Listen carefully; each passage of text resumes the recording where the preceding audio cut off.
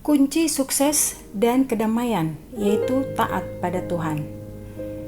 Berbahagialah orang yang berpegang pada Tuhan, yang menaruh harapannya pada Tuhan. Mazmur 34 ayat 8. Manusia seringkali begitu takut gagal.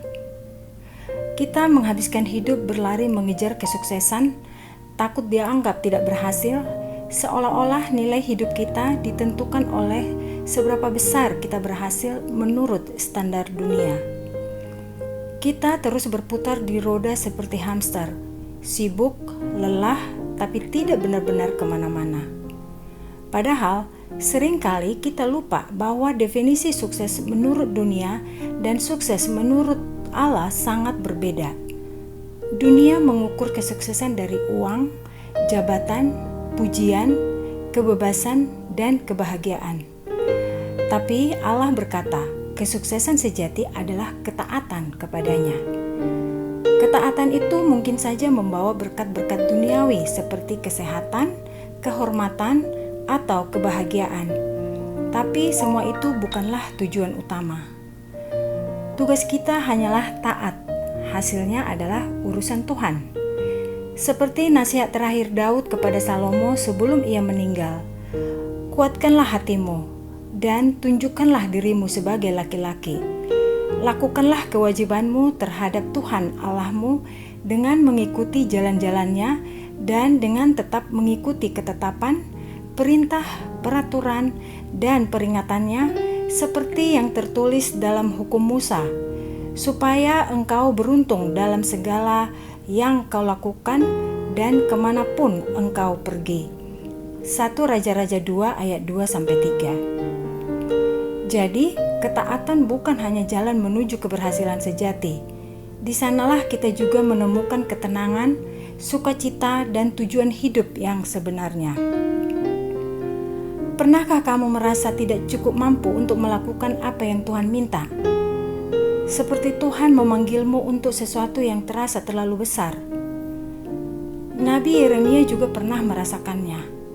Ia merasa muda, tidak siap, dan tidak punya kemampuan yang cukup.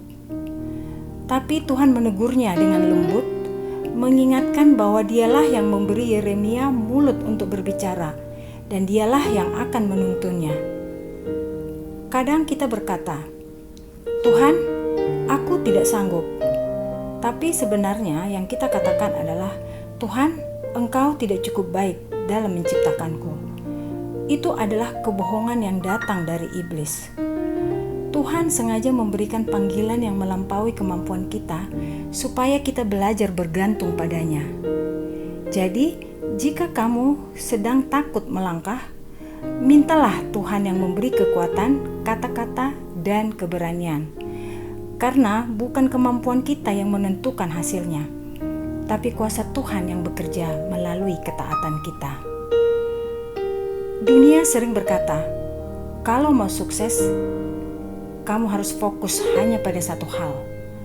Ada benarnya, tapi tidak selalu begitu. Kadang Tuhan memanggil kita untuk melayani di beberapa bidang sekaligus, dan itu baik-baik saja. Iblis sering berbisik, kamu bisa lebih sukses kalau kamu berhenti melakukan ini dan fokus ke itu. Tapi Tuhan tidak pernah mengukur kesuksesan dari seberapa efisien daftar tugasmu. Ia menilai dari ketaatan hatimu. Firman Tuhan berkata, janganlah kita jemu-jemu berbuat baik, karena pada waktunya kita akan menuai jika kita tidak menyerah. Galatia 6 ayat 9. Jadi, jangan terburu-buru menyerah hanya karena situasi tidak ideal.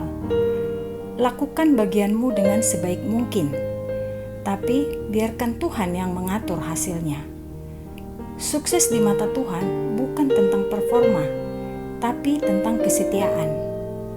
Pernahkah kamu berjalan dengan mata tertutup? Saat kamu tidak bisa melihat, biasanya kamu akan lebih erat berpegangan pada orang yang menuntunmu. Begitu juga dengan perjalanan iman kita. Kadang Tuhan tidak menunjukkan seluruh jalan, supaya kita belajar untuk lebih dekat kepadanya. Seperti Abraham yang diminta mempersembahkan Ishak, Ia tidak tahu alasannya, tidak mengerti rencana Tuhan sepenuhnya, tapi ia memilih untuk taat. Ia percaya bahwa Allah lebih tahu. Ketaatan sejati berarti melangkah meski belum mengerti semuanya. Karena iman yang sejati bukan tentang melihat jalan dengan jelas, tapi tentang mempercayai Sang Penuntun, yaitu Tuhan. Percayalah kepada Tuhan dengan segenap hatimu dan janganlah bersandar kepada pengertianmu sendiri. Akuilah Dia dalam segala lakumu, maka Ia akan meluruskan jalanmu. Amsal 3 ayat 5 dan 6. Sebagai orang tua, wajar jika kita ingin keluarga kita aman dan terlindungi.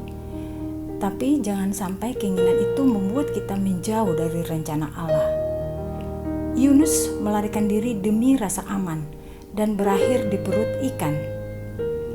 Istri Lot menoleh ke belakang demi keamanan dan menjadi tiang garang.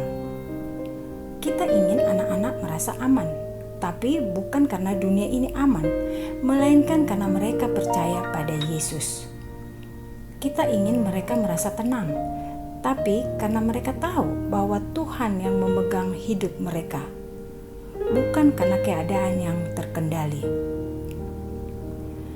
Keamanan sejati hanya ada di dalam rencana Allah.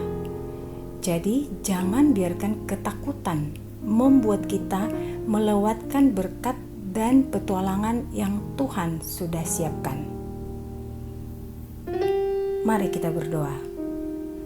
Tuhan, ajarlah kami untuk tidak mengejar kesuksesan menurut standar dunia, tapi untuk setia taat kepadamu.